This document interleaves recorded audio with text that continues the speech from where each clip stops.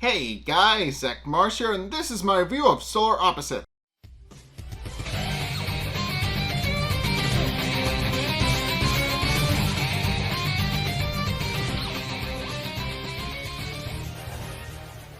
Okay, so this episode, the AISHA Emitter, is, well, it's an AISHA episode, which is interesting because, correct me if I'm wrong, but up until this point, I don't think AISHA has actually had her own episode.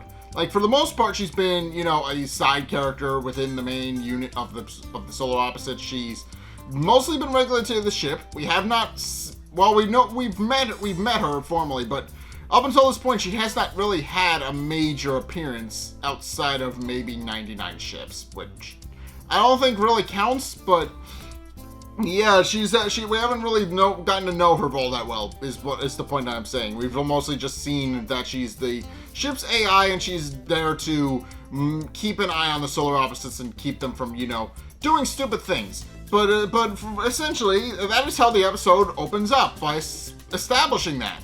It reveals how the Solar Opposites initially came to Earth, and it's about as hilarious as you expect. So essentially what happened was, the house went in literally right, like the person who bought the house was, like the person who was selling the house, the realtor, literally was putting in the sign as the ship crash landed on Earth and landed in the attic of the house.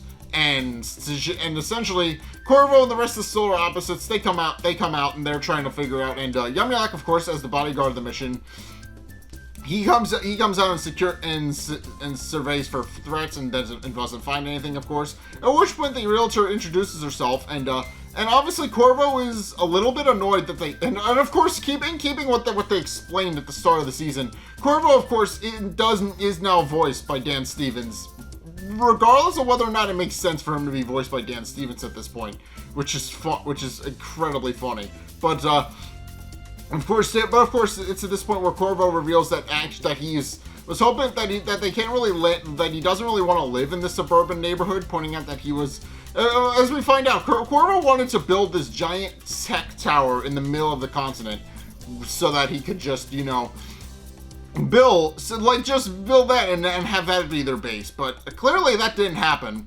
And and of course the realtor then proceeds to point out that if they buy the house, she'll throw in a sweet electric guitar, which causes the entire unit to just become really happy, except for Corvo, and they all get into a huddle. They all decide that it would be the best thing to do, and that they could maybe start a band someday with the electric guitar that they own. But Corvo eventually relents, and at which point he proceeds to boot up AISHA for the first time and tells her to monitor the ship and all of its systems while he smooth talks the realtor. And of course, AISHA proceeds to do that, claiming that she'll do that until further instruction.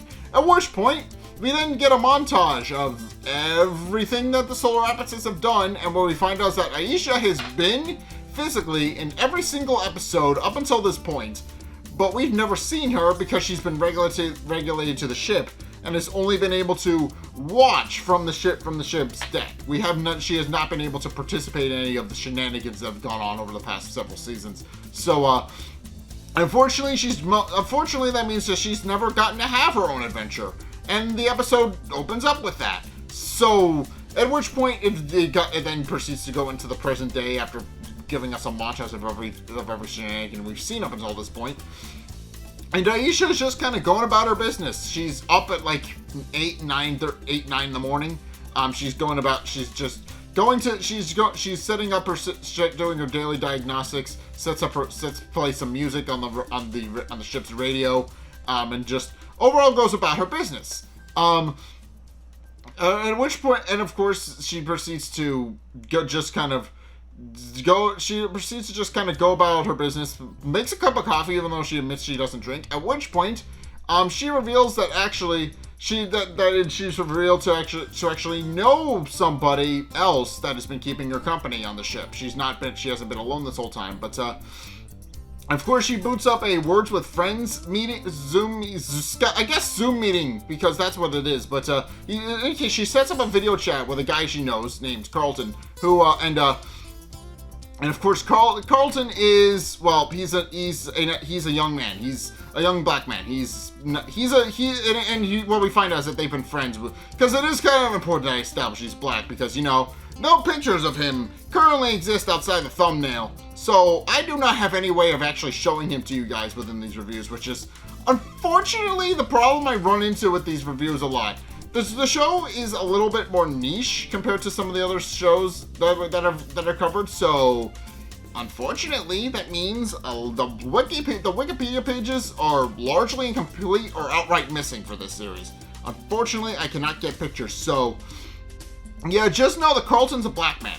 That's all you need to know as a visual. He's black, but yeah, just as an explanation. But in case, what we find out is that Carlton and AISHA have been talking with each other for a while. They've been playing Words with Friends every morning for however long they've known each other. And of course, what we find out is that they have a bit of chemistry. They have essentially developed romantic feelings for one another, which is interesting and fun. But and of course, Carlton does proceed to flirt with her at that point, and they do start flirting back and forth a little bit, and it's at this point where they get ready to go into their game with AISHA reasoning that the solar opposites probably aren't going to be up at that early in the morning, so she points out that they have a little bit of time to get their game going before they wake up. But of course, what we find out is that ultimately does not happen, as immediately starting that, the solar opposites immediately burst into the ship with just a myriad of problems that they need solved. First and foremost, Corvo and first and foremost, it's revealed that they don't know how to make I forget some of the problems that they come up with, but they're funny. I admit that. Essentially, what we find out is that they essentially do not know how to clean up after themselves. They do not know how to do anything by themselves. That is the running joke throughout this. AISHA is literally the glue that holds them together because they otherwise have no idea how to function. But in any case, once the solar opposites proceed to barge in, she then proceeds to shut off her call with Carlton, saying that she'll talk to him later. But and proceeds to kind of address their problems. And of course, is this point where she starts kind of just solving all of their issues, just kind of listening to what they need solved and talking to them about that. In case, and of course, she then proceeds to. As she's kind of in the middle of solving problems, at one point Jesse walks in with another problem that AISHA needs to solve, and as they're kind of talking a little bit, AISHA gets a message from Carlton while Jesse is in the ship with her, and of course Jesse does comment that she's blowing up and wonders who it is.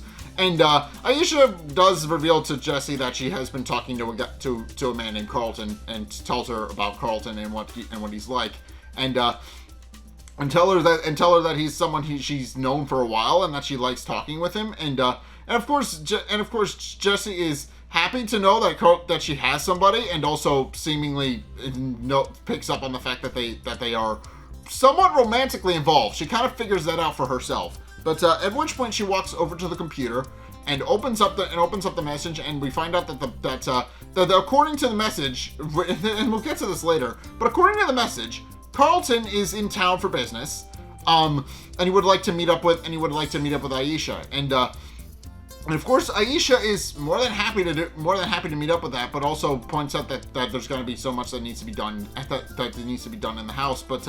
Of course, she points out but of course, Jesse doesn't want to hear her pointing out that this is her opportunity to go out and meet with her guy. But of course, AISHA points out that she doesn't feel like she's ready to go out and meet him in person yet, pointing out that their first time was supposed to be this tour of the Great Lakes, although it's missing like 3 of them. Of the 5 that there are, that's not which of course the episode kind of lampshades. Isn't all that great a deal if you're going on a tour of the Great Lakes and there's only 2 of the 5 Great Lakes are included?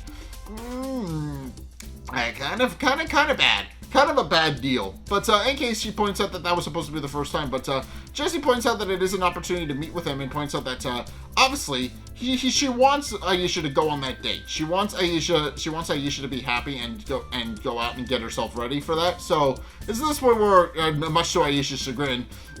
Jessie proceeds to put everybody to do a dress-up montage where we see Aisha in a series of outfits and shapes and sizes for her AI core and all those other things. And Aisha, and of course, Aisha is eventually points out that this is a bit ridiculous, and she doesn't feel like she needs to dress up. At which point Jessie points out that that's fine, and that she can go as herself. But it's at this point where Yumulak walks into the ship. And he also he doesn't really have a problem. He was just eavesdropping her and kind of may or may not care about what they're talking about. At which point Jessie proceeds to explain to Yumulak that Aisha has a date, that she has a boyfriend, that he's coming into town for business, and obviously points out that they're going to meet up in person. And of course, and while Jessie is a lot more accepting of the fact that Aisha has a boyfriend, Yumulak is a lot more skeptical, pointing out that there's a good possibility that, as a supercomputer, obviously Aisha's a supercomputer that lives on a high-tech spaceship. He points out that there's a very good possibility that Colton is catfishing her, pointing out that obviously, as a primitive human, Carlton would be able to take a lot more advantage of a supercomputer and be able to get something far smarter, get all of his problems solved eventually, pretty quickly, how Aisha does with the solar opposites, and points out that there's a very good chance that she's being tricked. But of course Jessie points out that Aisha points out that he knows he's a supercomputer, and that she's a supercomputer, and also points out that she's obviously, that obviously they talked and he very clearly likes her for her, and not because she's just a supercomputer with a highly advanced AI, but and of course, Jessie points out and of course, the two of them Jessie and Yumulak do butt heads a little bit about it, pointing out that obviously, that there's a good possibility that they won't know until they actually go on the date, but there is a possibility that she's being catfished. So Yumulak does warn her to be careful. But it's at this point where Terry and Corvo run in, and what we find out is that Terry apparently broke the vacuum cleaner. We invoke the vacuum cleaning bot, and what we find, and of course we find out the vacuum cleaning bot is, of course, essentially now that the vacuum cleaning bot is broken, Terry has to take care of it, and that winds up being a setup for a C plot in the episode that doesn't really go anywhere, and it's just a little fun series of gags, but they set up that the vacuum cleaner is broken, that the robotic vacuum cleaner is broken and does not work anymore. But of course, there's this point where Jessie cuts the two of them off, revealing that Aisha is planning to go on a date, and for that reason, they need to kind of learn to take care of themselves for a bit. Pointing out that they can't just overwhelm her with requests, and especially since and that's part of the reason why Aisha doesn't want to go on the date. She knows that there's a lot of things she needs to take care of around the house and in the ship and a whole bunch of other things, but of course, Jessie insists that she go and that they can take care of themselves for a bit. And what we find out is that no, they cannot. But of course, Aisha, being reassured by Jessie's words, does finally decide to go on a date and busts out the AISHA mobile emitter, which is the titular thing of the episode. And essentially, it's just a little hovercraft thing that she rides around on, and it's just designed to project a little spear that she uses to interface with the crew, but from a distance. So essentially, the main purpose is that it enables her to leave the ship. That's it. But in case she then proceeds to go and meet with Carlton, but also points out that she wish she had given it some legs, because it's a little bit awkward to look at. But of course, she then proceeds to meet with Carlton, and Carlton, of course, then proceeds to tease her a little bit, talking to a scooter that she's next to rather than her, and pointing out that she looks a little bit different. Than what he's used to seeing, and jokes a little bit. But of course, she points out that he's obviously gotten her licks in, and does point out that she's very happy to have met him, and he is in turn happy to have met her finally. And does point out and does wonder what exactly it is they're going to do with their day. But and since obviously they've got the whole day, they're going to meet with each other and just kind of hang out. But AISHA points out that she's never really been outside the ship anymore and is willing to do pretty much whatever Carlton wants to do. So they decide to do a couple of different things. But also throughout their date, as we find out, there's a little bit of a C plot where we find out where AISHA, before their date even starts, gets a call from the solar opposites, revealing that the vacuum cleaner, of course, now that they've rebuilt it, it's essentially gone sentient and is trying to take over the house, and that winds up becoming a recurring thread throughout the episode. But essentially, it starts with Terry, who gets brainwashed by it. But of course, Corvo points out that they need her, but she points out that she'll deal with it later when she has the chance. But of course, they also promise that they would take care of themselves, and Corvo admits that he's sorry that he's interrupting her date, and that he'll be happy to take care of it by himself. At which point he hangs up. Of course, at this point where they then proceed to go on a montage where they ride on a boat. They proceed to Carlton shows off that he can play, what is it? The little drum. What is it? Little trash drums. You know, like not proper drums, but like little trash cans or bins or whatever.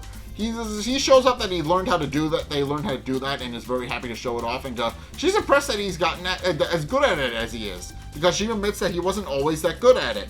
But unfortunately, then proceeds to kind of look at clouds. They proceed to go on an ice cream date, which winds up ending as awkwardly as you'd expect, because obviously AISHA can't, eat the ice cream.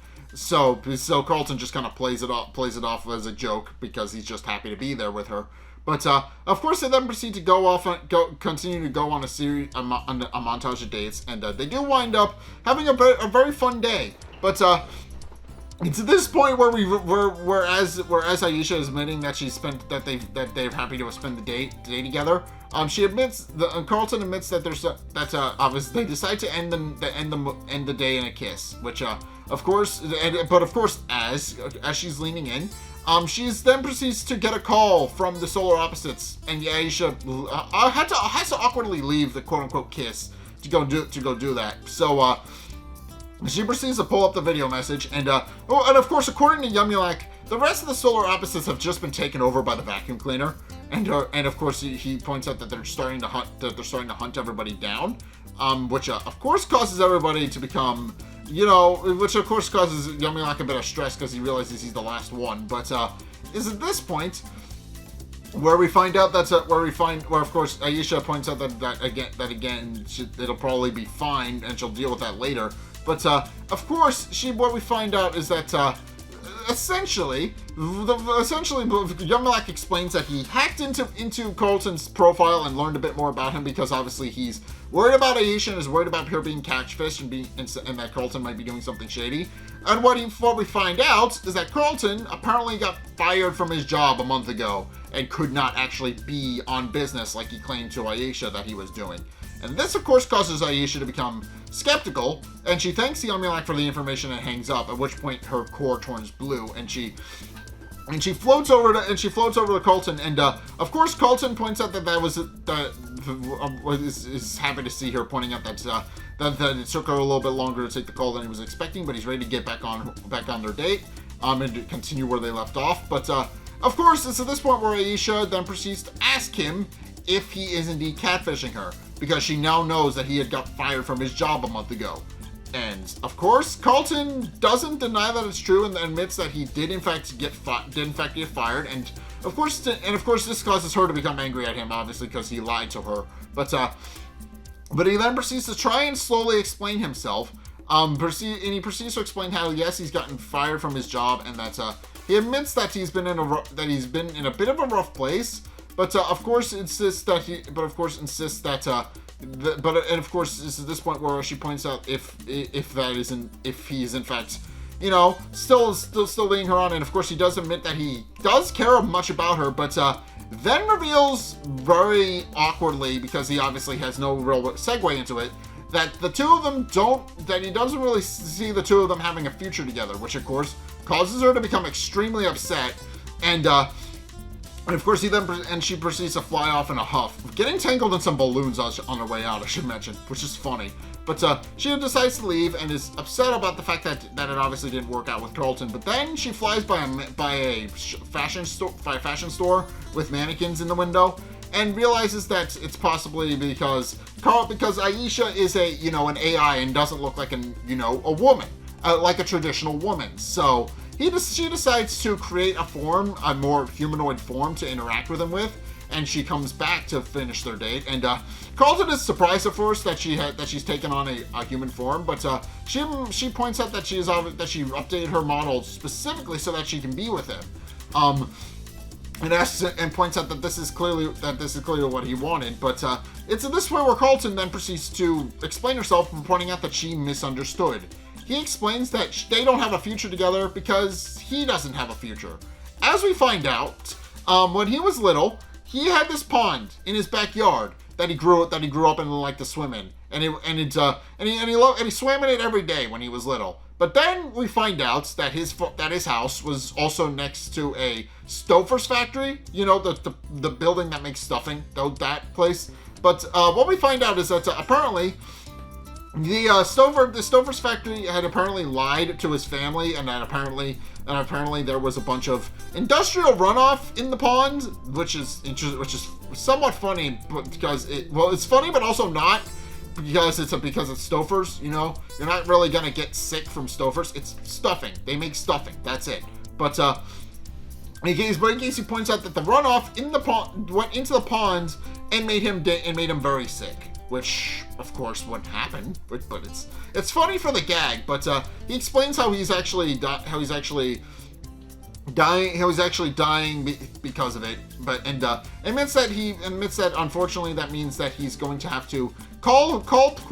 He had to, which is why he kind of couldn't go on their trip to the Great Lakes. He admits that unfortunately because of that, the Great Lakes were. The Great Lakes trip is unfortunately off indefinitely because they couldn't actually go to do that.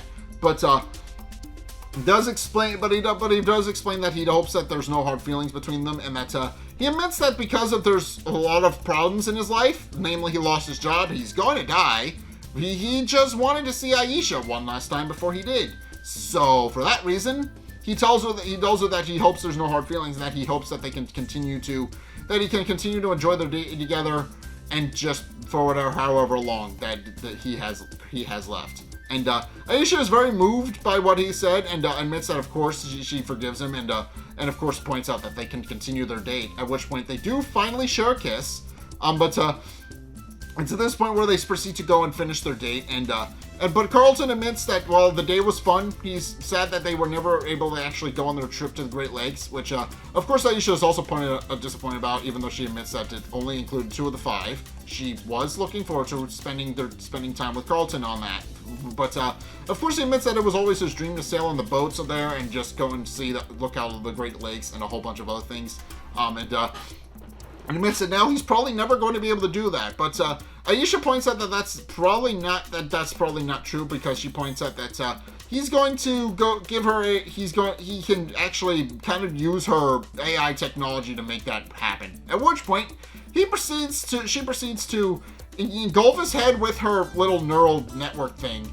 At which point he transports him to a Pretendo deck version of the Great Lakes, where they are able to finally go on the trip and finish off the day there, which is a very cute and wholesome gesture. But in case at this point where they are about to end the date and proceed to share one last kiss, when AISHA finally gets another call and another update from the Solar Opposites. Namely, in the background of the episode, obviously their cleaning robot has gained sentience and tried to take over the house. But apparently, what we find out is that the cleaning robot has since abandoned its plans for world domination, because, as he points out, he was originally going to take over the house, which was eventually going to result in him taking over the world. But He then reveals that actually he's realizing that it's a little bit too much work because the solar opposites are very high maintenance. They cannot, function all that well. So he admits that he's sorry for trying to take over the world. He's probably going to wait for Aisha to get home so that she can take over for him, and points out that he hopes there's no hard feelings and that he'll just kind of abandon his plans for world domination and go live out somewhere remote. Aisha points out that she'll probably definitely need to go take care of that, and does thank Carlton for the great day that they had together.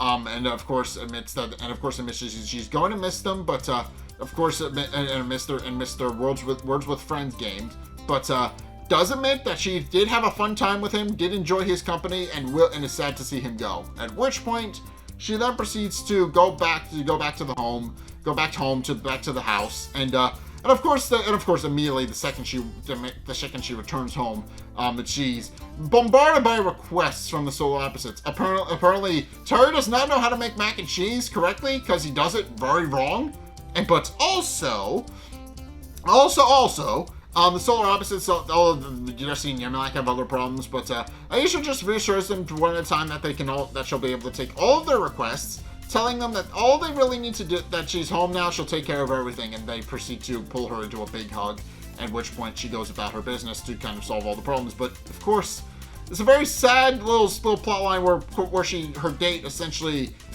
gets sick and dies. It's somewhat funny because they do play up why he's dying for laughs, but also it's sad. It's a sad-ish episode. So yeah.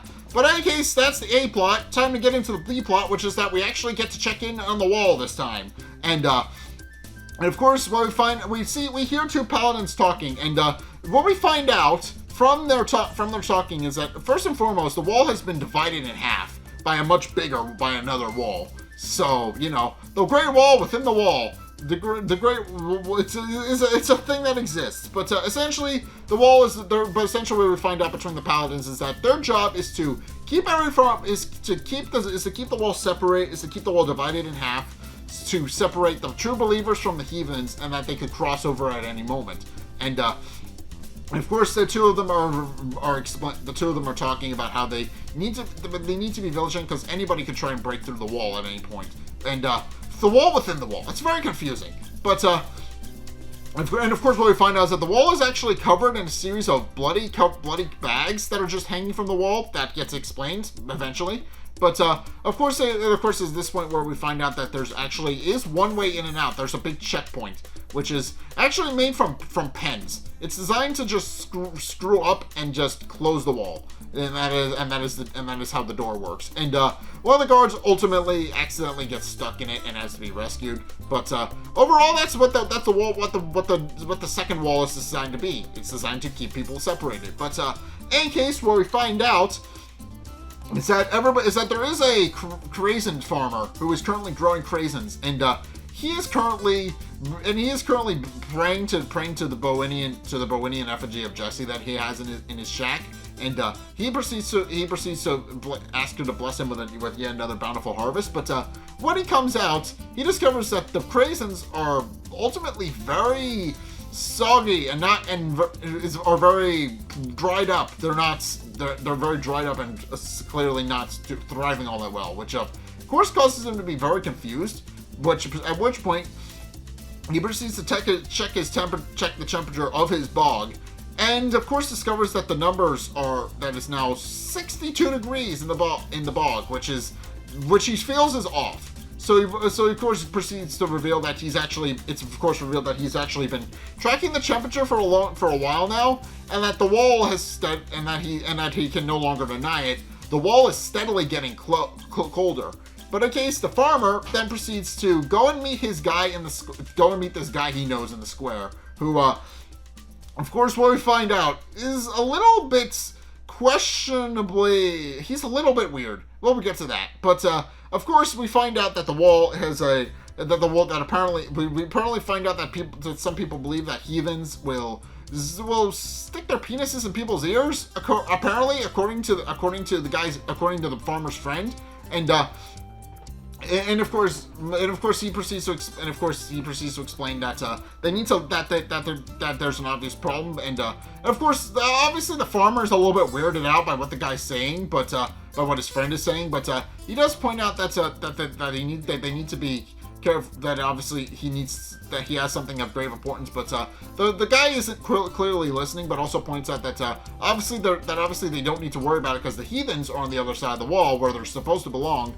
But of course the farmer reminds his friend that obviously the guy was originally, his friend was originally one of them, and it was in fact the Craven Bogger who saved him from the heathen side of the wall and made him gave him a chance as a devout believer.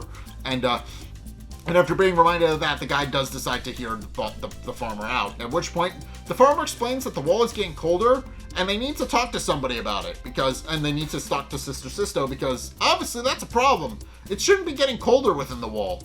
And of course the guy points out that obviously if he wants to talk with Sister Sisto, he points out that obviously he's not going to get an audience with Sister Sisto. That's obviously going to be impossible. But he does point out that his next best bet would probably be her right hand man Montez, who as we find out is head of the Paladins from the Bowenian Church, and of course the Craven Bog owner. See, the farmer points out that doesn't really like Montez because he's a little intense, but does point out that, but of course realizing that that's pretty much his only chance of figuring out what's going on, does ultimately decide that it's probably the best idea to go talk to Montez and figure out what's going on with him. And of course, they then proceed to go and meet Montez, who is obviously a little visibly we meet Montez and he's a little bit he is of course a little bit intense, but there's of course at this point where they proceed to tell him that they need to talk with him, and of course he demands to know what is it, pointing out that they're busy, and also proceeds to instruct them that they really shouldn't be wasting his time with anything non-important, so they need to be a little concise, and then proceeds to demonstrate that point by revealing what exactly is inside the bags. As we find out, anybody who has ever crossed the church has their heads screwn onto the wall as a warning, and he does point out that there are a multitude of ways that you can get on that wall for just and of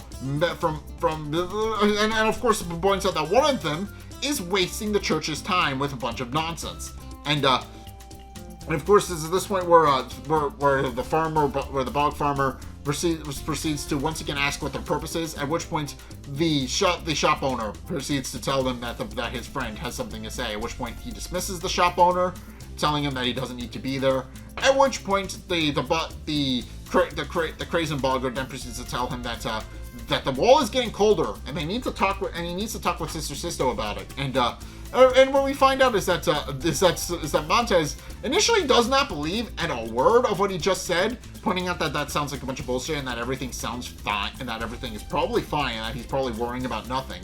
And then instructs him to leave. He just tells him to get out and just mind his own business, pointing out that it's not his place to stick his nose into something like that. And of course, scared of Montez and what would happen to him if he didn't listen to his warning, does proceed to leave, seemingly. But of course, later at a congregation at the church with Sister Sisto, and what we find out is that yes, Sister Sisto is still currently poisoning the idea that Pesley is some sort of messiah person that was just brought into the wall suddenly and without explanation.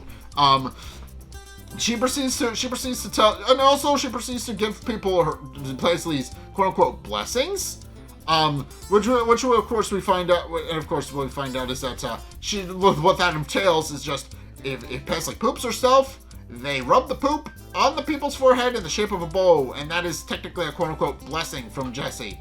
Even though it's not, it's gross. It's disgusting. Let's be perfectly honest, it's very disgusting. But in case after doing congregation, Sister Sisto hands Pesley back to one of her handmaidens, which is heavily implied to be Sherry in disguise. We don't see her face, but her general face shape that we do see is very similar, and also she has red hair like Sherry, so it's implied to be Sherry underneath the hood. But of course, they proceed to instruct her to put her in the play enclosure. And of course, also heavily implying that it is in fact Sherry. Once Pesley is actually in the quote-unquote play enclosure, which is just a cage from the mousetrap game. Then we notice that Pesley wants to go with the person who just put her in the enclosure. She doesn't want to stay in the enclosure. But and of course, it's at this point where they point out that it's been another successful congregation, and of course is happy about the way things are going within the wall. But it's eventually at this point where Montez smells something he shouldn't be smelling. He starts smelling craisin smell, and of course he turns around to discover that yes, one of the guards that is inside is actually the farmer, and he secretly snuck in. And of course, Montez immediately instructs the rest of the paladins to arrest him because he's not supposed to be there. But before he can be arrested, the farmer tells Sister Sisto that the wall is getting colder and that they could all possibly die, and that they need to be that she needs to heed his warning. But of course, Montez drags him off before he can completely finish. But Sister Sisto apparently here's what he said. Here's his pleas, and does decide to meet with him in private after the fact. And of course he proceeds to explain exactly what's going on, about how he's been measuring the temperature of his bog for months, and that it's been slowly getting colder, and that they could die in like 2 months if nothing is done about it. So and of course she points out that that's very good information to have. And but then also proceeds to wonder if he's actually told anybody else. And of course, he admits that he hasn't told anyone, which is a lie. He's told the one guy who owned the shop, but he admits that he hasn't told anyone, and admits that he hasn't told not anyone important specifically, but he does admit that he hopes it's nothing serious and that they can fix it. But of course, he proceeds to explain how he really hopes that they can figure out what the cause of it, and points out that the room is obviously over refrigerated, and over air conditioned. At which point, Sister Sisto then proceeds to pull back a curtain and reveals an AC unit inside the wall, which she asks him if he knows what it is, and of course he points out it's the AC control unit for the air conditioning in Jesse and Yummy Lac's room, and he does point out that that's great, that now that they have it, and that points out that since they can use that to warm the wall up again. But of course she proceeds to reveal that that's not what's going to happen, and then proceeds to reveal that she's actually the temperature problem, and unsurprisingly, because she's kind of the big bad of the season. But essentially what she explains is that the reason she's making the wall colder is that obviously the wall's divided in half, and she doesn't want it to be divided in half. She wants the whole damn thing.